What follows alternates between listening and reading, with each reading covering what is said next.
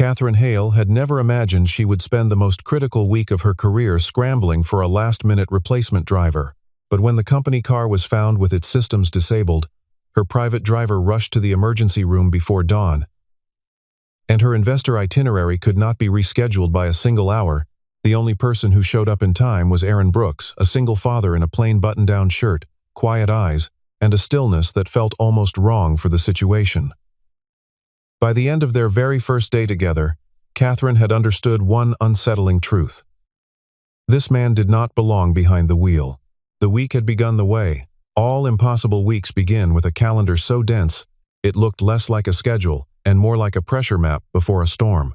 Catherine Hale stood at the floor-to-ceiling window of her 42nd floor office, coffee untouched, eyes tracking the street grid below as if the city itself owed her an answer. She was 31 years old, the youngest chief executive in the 40-year history of Hale Motion Group, and she had not slept more than 4 hours on any single night in the past 3 weeks. The company was bleeding in 3 directions at once. Quarterly revenue had dropped 11% below projection, a number that sounded manageable until you considered that 2 of the firm's largest institutional investors were in private conversations about exit timelines. The board, meanwhile, had begun holding dinners that no one bothered to invite Catherine to. She had learned about the most recent one through an expense report detail, a private dining room booked under Lucas Bennett's name, 14 covers, wine that cost more per bottle than most of her junior staff earned in a week. She was not naive. She had spent 2 years learning to read the architecture of power the way other people read weather, through small shifts, through the temperature of a room when she entered it, through who made eye contact and who looked at their phone. The board was not simply restless. They were organizing. This week was therefore not merely important. It was the kind of week that would determine whether she survived the next year or was quietly managed out and replaced with someone the old guard felt they could steer without resistance. Her schedule held back-to-back meetings with 3 investor groups, a due diligence session with a Pacific Northwest strategic partner, a panel at a regional logistics summit, and a full board presentation on Thursday. Then, at 6:17 in the morning, Grace Holloway knocked on her office door with the expression of someone delivering a diagnosis. Thomas, her driver of 4 years, had been in a car accident on his way in. Non-life-threatening, but 2 broken ribs and a separated shoulder meant he would not be behind a wheel for at least 6 weeks. The company's backup sedan had been taken in for a systems check the previous afternoon and had not been returned. The technician who had signed it out was not answering his phone. Catherine set her coffee down very carefully, as if the action required precision. She did not raise her voice. Volume was a tool used by people who had already lost the argument. She turned from the window and looked at Grace with the measured calm that her staff had learned to find more frightening than anger. "Fix it," she said. "I leave at 8:45. She did not know yet that the person Grace was about to find would not simply fill a gap in her schedule. She did not know that the man she was about to meet had been watching the slow collapse of Hale Motion Group from the outside for much longer than she had been watching it from within. Grace Holloway was many things organized to the point of obsession, constitutionally incapable of admitting defeat, and possessed of a contact list that crossed industries in surprising ways. But by 8:15 that morning, she had exhausted every reliable option. Executive car services were booked or unable to clear a check in time. The 2 freelance drivers Catherine had approved previously were unavailable. The 3rd name on her emergency list had relocated.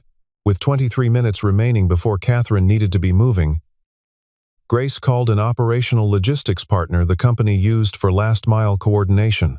The dispatcher paused, then offered a single name: Aaron Brooks. Contract work, clean record, available. Grace sent the address. Aaron arrived at 8:38. He drove a dark gray sedan, leased, spotless. He was 34 years old and wore a white button-down shirt that had been pressed but was not new, dark trousers, and leather shoes polished recently enough to respect the occasion, though not enough to suggest he was trying to impress anyone. He had the kind of face that gave little away, composed in a way that required energy to maintain, the look of someone who had practiced being unreadable for a long time. Catherine looked at him for perhaps 3 seconds in the lobby before she looked at Grace. "This is the best option we had? This is the only option we had." In the car, Catherine reviewed briefing notes without looking up. Aaron navigated out of the underground bay, checked his mirrors, and merged into morning traffic with a fluency that was not flashy but was immediately noticeable. He did not accelerate too early. He did not check his phone. He left exactly the right amount of space between vehicles. She had intended to ignore him entirely. But somewhere in the first 10 minutes, she became aware that he had changed lanes twice without instruction, and that both shifts had shaved time off the route in ways only someone with a detailed understanding of how this section of the city moved could have known. 2 blocks from their destination, Aaron said quietly, "There's a motorcycle that has been behind us since the garage. 3 vehicles back. It has matched our last 4 lane changes." Catherine looked up. Through the rear window, she could make out the bike unhurried but present. Aaron changed lanes twice in quick succession, turned east, then looped back by a parallel street. The motorcycle did not reappear. They arrived with 4 minutes to spare. When Catherine stepped out and turned back through the open door, he met her gaze without expression. "You were followed for about 6 blocks, he said. "Probably press. Probably nothing. But worth noting." She almost asked how he had learned to watch for that sort of thing. Instead, she walked into the building. In the car, waiting, Aaron sat in the idling silence and stared at the entrance for a long moment. His phone buzzed once, a text from Chloe's school, confirming afternoon pickup. He set it face down on the passenger seat and exhaled. He had not come back to this world intending to stay in it. By midday, it had become clear to anyone observant enough that Aaron Brooks was not a typical contracted driver. The first sign came before their second meeting of the morning. As Catherine's party approached the elevator bank of a private equity firm, a man in a gray suit extended a folder with a pen, already uncapped a preliminary confidentiality acknowledgement required before the session, he said. Aaron was standing 2 steps behind and to the left, in the position of someone who understood perimeter placement. He stepped close enough to say quietly, near her ear, "The 3rd page check, whether it matches the front." Catherine paused. The associate smiled and said it was standard. She opened to the 3rd page anyway. It was not the same document. The interior clauses extended well beyond any standard agreement and included a provision restricting her ability to discuss certain operational details with outside auditors for 36 months. She handed the folder back without signing. The associate's smile did not change, but something behind his eyes did. In the car afterward, Catherine said without turning, "How did you know to check the 3rd page?" Aaron kept his eyes on the road. "The man handing it to you was watching your hands, not your face. People who hand you legitimate paperwork watch your face. People who hand you a trap watch where you put your pen." The silence that followed was not uncomfortable. It was the silence of someone recalibrating. That afternoon, Sebastian Reed, the company's head of security, a former military man with the posture of someone who had spent decades making rapid situational assessments, reviewed the lobby camera footage and came to find Grace. He had watched Aaron's entrance, his positioning, his scan pattern at each threshold, the way he had clocked Sebastian himself in the first 30 seconds without appearing to look. He had seen Aaron's hand drift, almost imperceptibly, to check the exit nearest the elevator before Catherine stepped inside. "Who ran his background check?" Sebastian asked. "The logistics partner. Standard process. Run it again," Sebastian said, independently. "Dig further back." When Grace asked why, he said, "Because that man has been trained. Not for driving." In the back seat later, Chloe called. Catherine was reviewing notes and did not intend to pay attention. But Aaron's voice changed in the way a hand unclenches after holding something very tightly. He asked whether Chloe had remembered the apple in her bag. He told her he would be there at 3, without fail. When the call ended, the car was quiet. "How old is she?"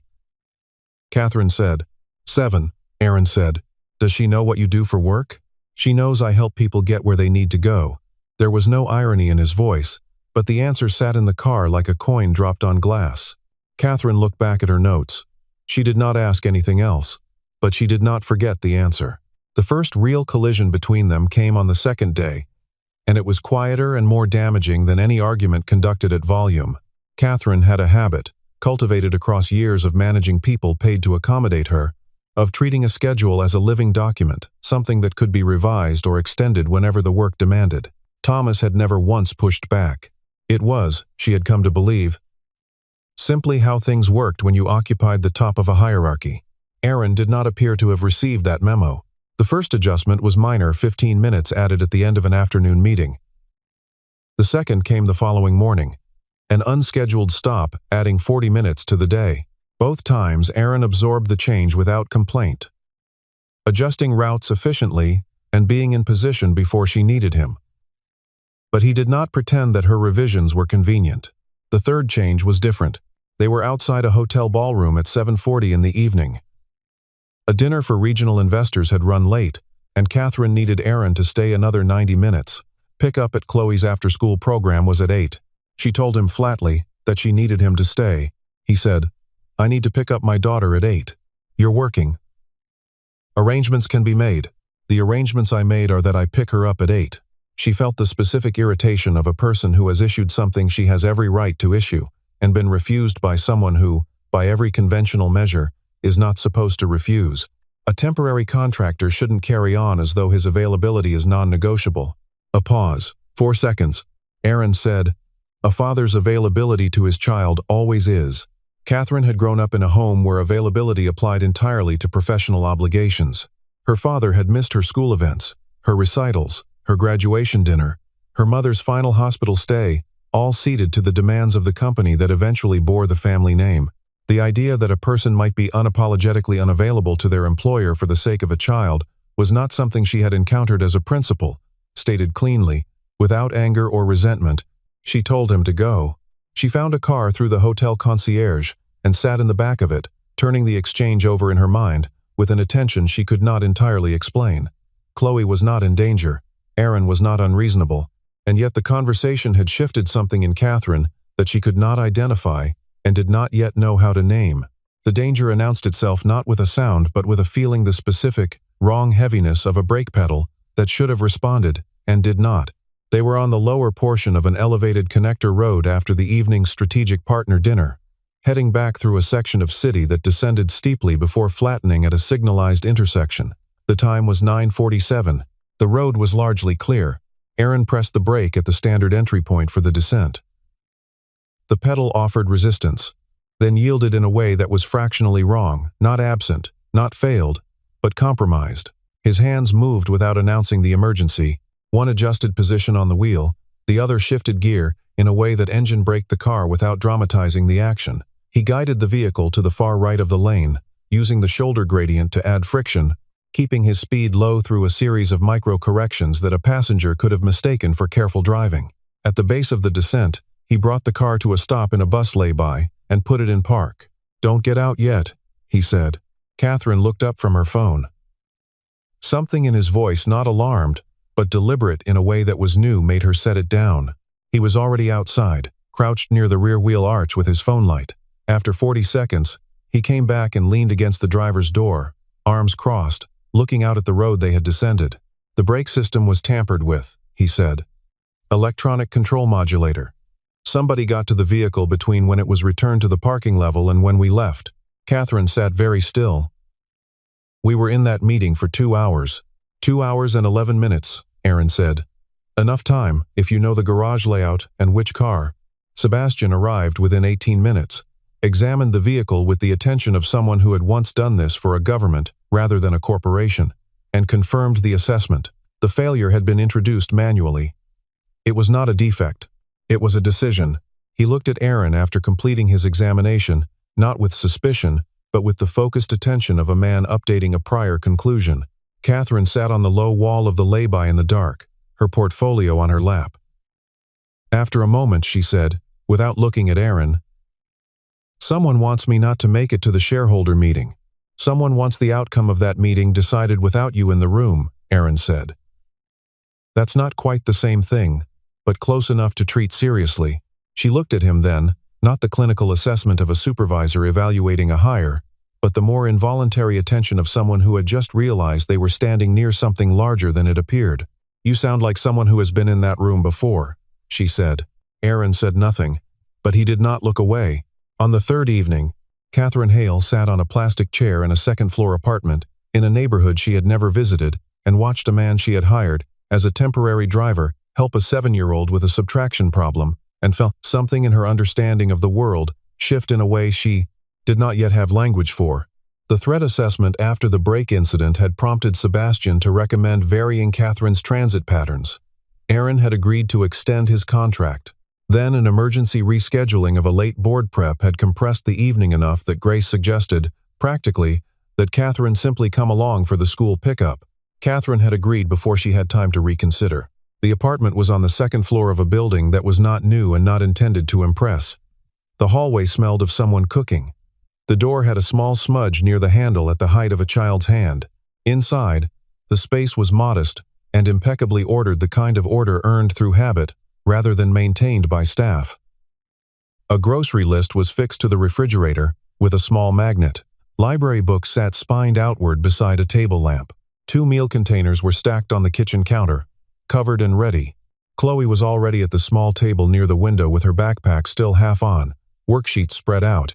She looked up when they came in, said hi to her father with the ease of a child who is fundamentally secure, then looked at Catherine with open curiosity. "Are you the CEO lady?" Catherine looked at Aaron. He said mildly, "I mentioned I was working with someone important this week." "You're taller than I thought," Chloe decided, apparently satisfied. Aaron unclipped the backpack from Chloe's shoulders, sat across from her at the small table, and looked at the worksheet without rushing. He asked what she had tried so far, listened, and said, "Okay, what if you think of it the other way around?" Catherine stood near the kitchen with the disorienting experience of not knowing where to put herself in a space that had no role for her. She moved eventually to a chair near the window. On the sill was a small collection of objects, a smooth stone, a folded paper crane, a school ribbon, and a pen, a fountain pen, the old kind, its barrel worn in the way of something frequently handled. She looked closer. The clip at the top held a small engraving. A stylized compass rose above 2 interlocking track lines. She knew that mark. She had seen it in a photograph in the executive hallway, the company's first operational fleet, and in the corner, faded but legible, the original logo before the rebrand. Aaron appeared beside her. "That belonged to my father," he said. His voice had not changed exactly, but something behind it had. "He worked in logistics." A long time ago. She wanted to ask more. The look on his face, not closed, but held shut from the other side, told her this was not the moment. But the pen sat on the windowsill between them like a question waiting to be answered. And Catherine Hale had never been a person who could leave a question alone for long. Grace Holloway ran background checks as a matter of course. She was thorough, methodical, and had never found anything more alarming than an employer who could not be verified or an address that did not match a filing. Aaron Brooks was different. The initial report had returned clean. When Sebastian asked her to dig further back independently, she did. What she found was not incriminating. It was stranger, a record that had been systematically thinned. Educational credentials appearing in one database and absent from another, a professional certification existing in an archived registry but removed from the current searchable version. Gaps of several years in his early adult history that were not clearly populated, and buried in a public probate filing more than a decade old, a reference to a trust instrument under the estate of one Daniel Brooks, with a named beneficiary identified only by initials, A.R.B., Aaron Rowe Brooks. Grace brought the file to Catherine that evening. Catherine sat with it, then opened the company archive, a digital repository she had never explored deeply, cataloging pre-public history and scanned documents, board minutes, and correspondence stretching back decades. The name Daniel Brooks appeared once, in a memorandum from the company's 3rd year of operation. He was referred to as a co-architect of the original distribution network and a signatory on the foundational operating agreement. He appeared nowhere else in the official history. Catherine searched external databases and found, in an academic logistics industry retrospective, a single footnote citing a contested shareholder dispute from the company's early years, naming Joseph Hale and Daniel Brooks as co-founders who had separated under disputed circumstances. Daniel Brooks had died 14 years ago. A sudden, cardiac event. He had been 51 years old.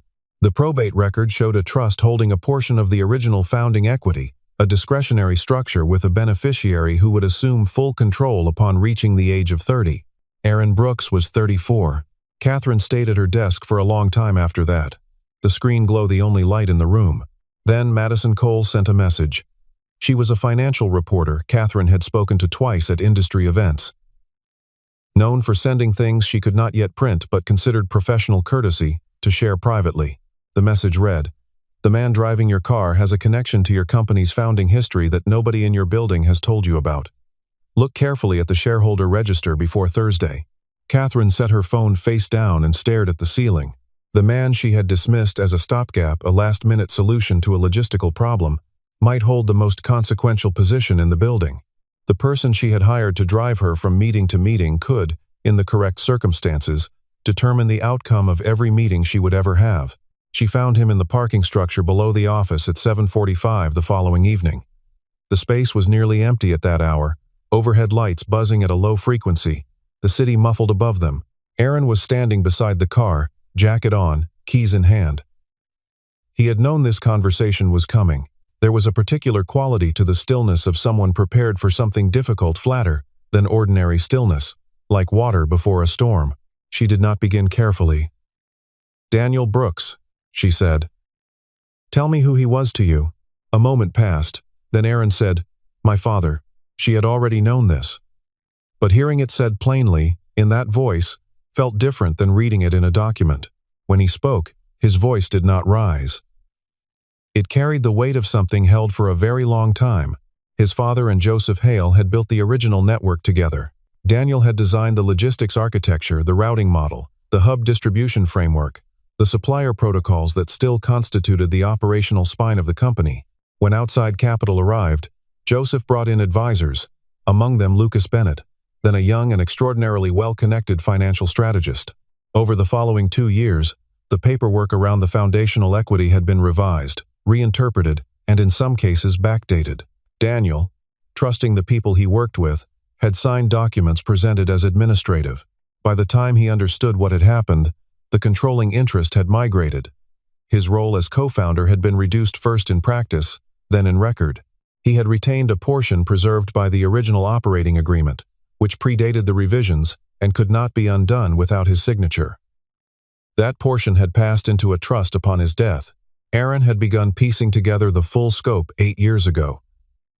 Then his wife, Elena, had been killed in a road accident on a Tuesday morning on a road she had driven 100 times without incident. The investigation had returned an inconclusive verdict. Aaron had looked at his 3-year-old daughter and decided that living quietly was the only form of protection he could offer her.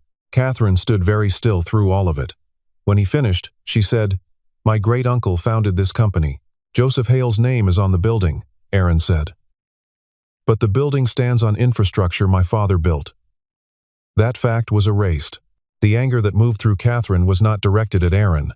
It was directed inward at the version of herself that had accepted the history she had been handed, that had stepped into a role whose foundations she now understood to be partially fraudulent. "You came back because of Lucas Bennett," she said. "Not a question. He is not trying to improve the company," Aaron said. "He is positioning to acquire a controlling stake before the shareholder meeting. If he reaches that threshold, the operational core my father built gets restructured and sold in pieces. I have the documentation. What I did not have, until recently, was someone on the inside with enough standing to make a difference." "You were testing me," Catherine said. "I was watching whether you were one of them," he said. "You're not." She thought about the pen on the windowsill. She thought about Chloe at the small kitchen table. She thought about a man who had spent years choosing quiet over justice, not from lack of courage but because quiet was what kept his daughter safe. "Show me the documentation," she said. He did. They did not tell Grace immediately. They did not tell Sebastian immediately. For 48 hours, Catherine and Aaron worked in a configuration that had no official name, not a partnership, not a coalition, simply two people who had decided that the same problem required solving, and who, between them, held the pieces to solve it.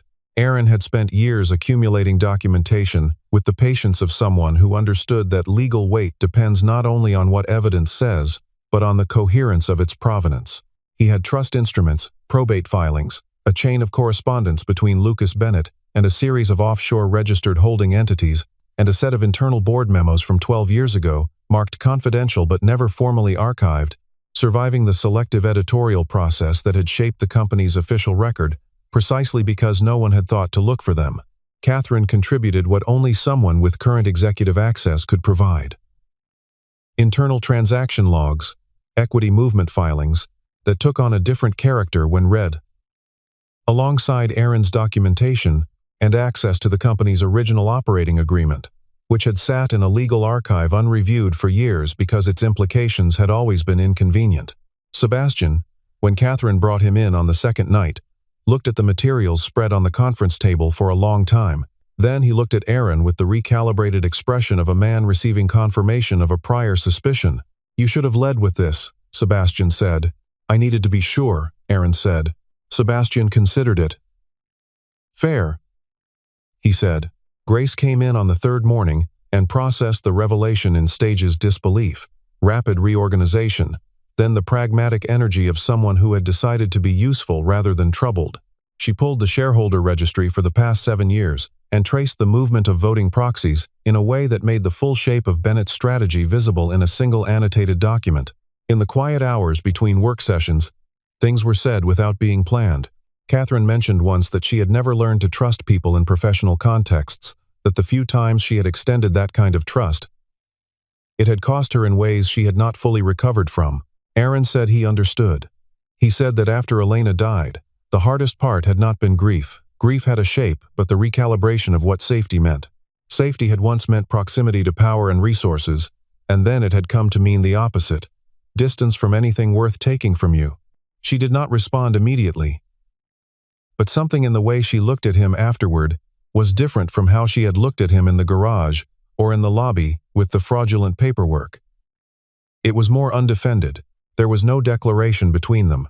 There was instead the slow, structurally sound thing that builds when two people have shown each other something true about themselves and the other person has not looked away. They had 1 day remaining before the shareholder meeting. They used it. The meeting room on the 38th floor held 64 chairs, 3 projection screens, a long oval table, and, on the morning of the shareholder assembly, an atmosphere dense with the tension of people who believed they already knew what was about to happen. Lucas Bennett arrived early. He was 62 years old and had the manner of a man who had spent decades being the smartest person in rooms that rewarded the appearance of confidence over the substance of it. He worked the table before the session opened, shaking hands with institutional representatives, warm and practiced. Certain, Catherine arrived at 9:15, 2 minutes before the formal session was scheduled to open. Charcoal gray, composed, the expression her staff had learned to read not as calm, but as concentration.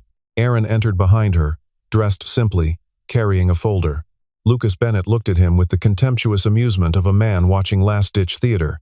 He said, loudly enough to carry across the room, "Still bringing the driver to shareholder meetings, Catherine? That's a new one."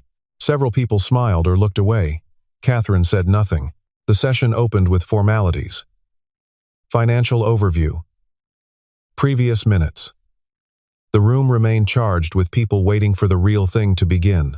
When the floor opened for shareholder business, Lucas moved immediately to executive leadership review, a formal motion, seconded by 2 proxies he had positioned in advance, requesting a board-level confidence assessment on the current CEO and a timeline for transition planning. Clean. Procedurally correct. Built over years. Catherine waited until the motion was fully stated. Then, before the floor proceeds to a vote, I'd like to invoke procedural right to introduce a material disclosure under Article 9 of the Shareholder Agreement pertaining to new information bearing directly on the composition of voting rights in this room. Lucas Bennett's expression did not change, but something around his eyes did. Catherine said, "I'd like to ask Mr. Aaron Brooks to address the assembly." Aaron stood. He did not look at Lucas Bennett. He looked at the room, the institutional representatives, the board members, the compliance officer along the back wall, the reporter Madison Cole seated along the side with a recorder running. He set the folder on the table and opened it. Grace projected the documents onto the 3 screens sequentially, each building on the one before. The original operating agreement, signed by Daniel Brooks and Joseph Hale, the founding equity allocation showing Daniel's stake, the probate filing establishing the trust instrument naming its beneficiary, the legal chain documenting how that trust had been maintained through 14 years of corporate restructuring, and finally, a current legal certification, executed by independent counsel 3 days prior, confirming that the trust was valid, enforceable, and that Aaron Rowe Brooks held voting rights representing 17% of Hale Motion Group's outstanding shares. 17%. In a room where the margin between the current board majority and a viable challenge had been, before this morning, less than 4%. Lucas Bennett stood. He began to speak about procedural validity, the timing of disclosure, the need for independent verification. Catherine said, "Independent verification was completed 72 hours ago and is on file with the regulatory authority this morning. The documentation is complete. The voting rights are valid." Bennett looked at Aaron. For the first time in the exchange, something that was not composure appeared on his face. Aaron said, very quietly, "The company my father built does not belong to you." He did not say it with anger. He said it the way a person states a fact they have carried for a long time and are finally setting down in the correct place. Catherine then presented the second body of evidence, the internal correspondence, the proxy manipulation, the offshore instrument chains, the documented pattern of operational interference across 7 years, including the vehicle sabotage. Sebastian confirmed the technical findings from along the wall. When it was over, the room did not erupt. Rooms rarely do, when something kept hidden for a long time is finally brought into light. What happened instead was quieter and more complete, a stillness, a collective recalibration, the sound of people understanding that the version of events they had been operating within was not the actual one. Lucas Bennett left the room flanked by 2 individuals from the company's legal department and 1 from an external firm. He did not speak as he walked out. He did not look back. Catherine stood at the head of the table in the silence that followed and looked at Aaron across its length. She had hired him 8 days ago because her car service had failed and she had no other choice. What she was looking at now was something she did not yet have the right words for, but she understood, with the precision of a person whose professional life had been built on reading situations accurately, that she had been wrong about almost everything she had assumed about this man, and that he had been right about almost everything that mattered. The story broke by 11 that morning, through Madison Cole's outlet first, then the financial wire services, then the broader press with the velocity that stories about hidden identities and institutional deception tend to generate. By afternoon, Aaron Brooks was a name being discussed in contexts he had carefully avoided for a decade.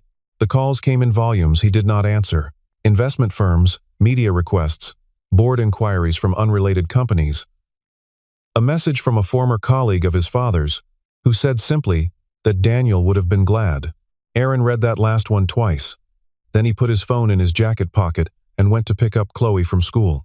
The broader expectation was that a man who had just re-established his family's claim to 17% of a publicly traded logistics firm would move quickly to consolidate that position, claim a board seat, leverage the moment, make the kind of strategic plays the situation seemed designed for. Aaron did none of those things. He met with Catherine and with outside counsel. He accepted the legal recognition of his family's founding role. He accepted the restoration of his father's name to the company's official historical record. He accepted a governance oversight position structural, carrying real weight, but no executive title, no corner office, no daily presence in the building. When the legal team asked carefully whether he wanted to pursue claims beyond this, he said, "The point was never to acquire something. The point was to stop something from being taken." Catherine had been in the room when he said it. She had looked at the table for a long moment afterward. Then at him. In the weeks that followed, she did things she had not previously done in her tenure as CEO. She commissioned an independent historical audit of the company's founding documentation and ordered its findings made part of the permanent public record. She established a foundation in Daniel Brooks's name, funded by the company, dedicated to supporting logistics entrepreneurs from backgrounds historically excluded from the industry's capital networks. She changed things carefully, structurally, without fanfare. Aaron noticed. He did not say so directly, but she could tell. The first time she saw him after the formal proceedings closed was a Thursday evening. She had texted him a practical question about a document. He had replied, and then she had suggested without examining the impulse that she could ask it in person, and perhaps they could get dinner somewhere without marble countertops or a dress code. He had said yes. The dinner was quiet and ran longer than either of them had planned. The second time was a Saturday, when she offered to take Chloe to a science exhibition at the city's Natural History Museum. Aaron came with them. Chloe explained the exhibits to Catherine with the authority of someone who had read about them in advance. On the walk back to the car, Chloe reached up and took Catherine's hand at a crosswalk without saying anything about it. Catherine had not said anything about it either. On an evening in early autumn, Aaron picked Catherine up from a dinner commitment, not as a driver, simply because it was practical, and they were heading the same direction. She sat in the passenger seat, which was different from the back seat, and the city moved past the windows at the hour when it shifts from working to resting. Chloe was asleep in the back, seatbelted, one hand tucked under her cheek, the complete trust of a sleeping child given entirely to the motion of the car. Catherine looked at the city for a while. Then she said, in a voice lighter than her usual register, "Am I still allowed to hire you?" The corner of Aaron's mouth moved. "You'd have to tell me what for." "Navigation," she said. "I've been going the wrong direction for a long time." He kept his eyes on the road, but the almost smile stayed. "That," he said, "I think I can help with." The car moved through the quiet streets. Chloe slept, and two people who had been given, separately, versions of a story that left them each out, one erased from its history, one positioned as its heir without understanding what she had inherited, continued, without ceremony, the careful work of writing something new.